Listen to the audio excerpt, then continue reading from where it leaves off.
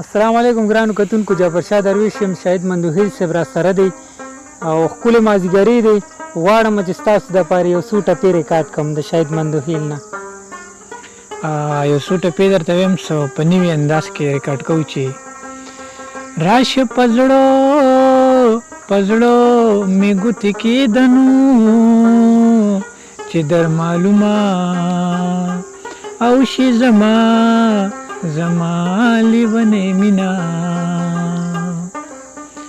او راشه زمون کلی ته راشه نو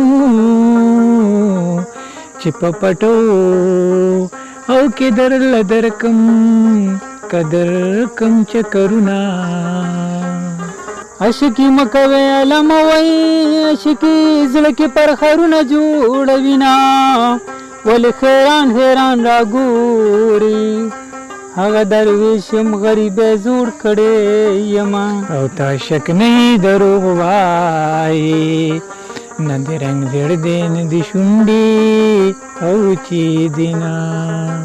عشقي مکوي علموي یو کال مې کړي لیونی بګرځېدما او جانان خپل نوم راته ښایه زه په خپل زړه باندې بستانه ملیکوما زه په خپل زړه باندې بستانه ملیکوما. مسافر د ډالۍ وي مسافر تشوي خواره زه شوم ګلا خواره د مور شه چې مسافر ته دې لیږي نه.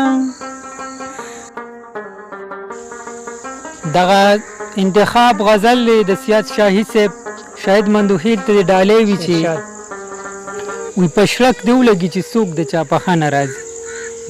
پشرک دی ولګي چې څوک د چا په ښه نه راځي. ډېرې خبرې مې په زړه دي خو په خوله نه راځي. او نه چا نارې کې چې راوځئ نه چا ډزې وکړې نه چا نارې کړې چې راوځئ نه چا ډزې وکړې بل ها موده وشوه زمونږ کلي ته غله نه راځي.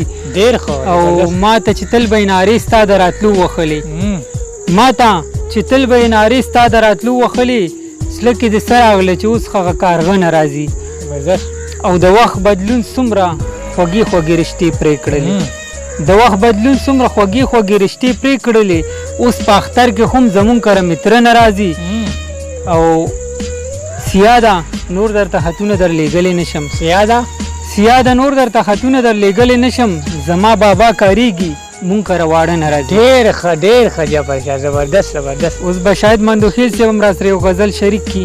جعفر شاه نوي خو څه شعرونه نشته دی، زاړه به ته څه شعرونه ویم چې نن راته رقیب ستا د یارۍ پیغور راکړی دی نن راته رقیب ستا د یارۍ پیغور راکړی دی ما ته یې د بېوسې زندګۍ پیغور راکړی دی او ما خپله ځواني خو ستا په در کې خوري کړي د ځوانۍ راته جانانه د ځوانۍ پیغور راکړی. ډېر ښه دی. دا خو د بېوسو د بېکسو خلکو کله دی غم د سریام د خوشحالۍ پیغور راکړی دی. ډېر ښه دی.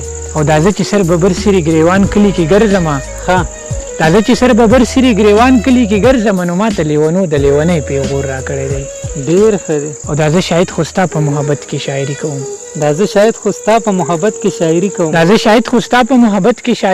خو تا په ډک محفل کې د شاعرۍ پیغور راکړی دی. ډېر ښه دی.